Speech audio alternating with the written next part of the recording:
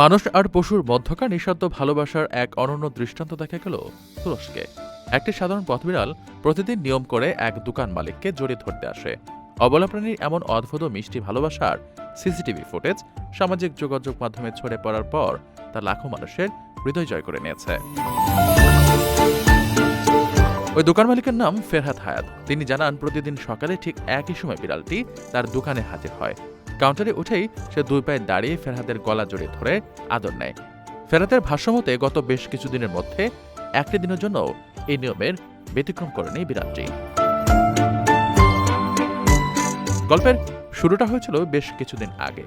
একদিন ক্ষুধার্ত বিড়ালটিকে আদর করে কিছুটা খাবার দিয়েছিলেন এবং তার সঙ্গে কিছুটা সময় খেলা করেছিলেন ফেরহাদ।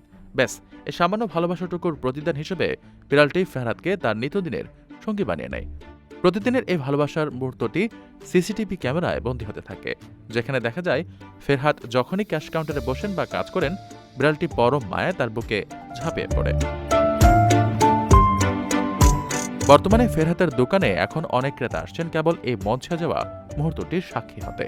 এক বাটি খাবার আর সামান্য স্নেহের জবাবে একটি পথবিড়াল যে কতটা অনুগত ও মায়াময় হতে পারে, এই ঘটনা যেন তারই এক জীবন্ত প্রমাণ।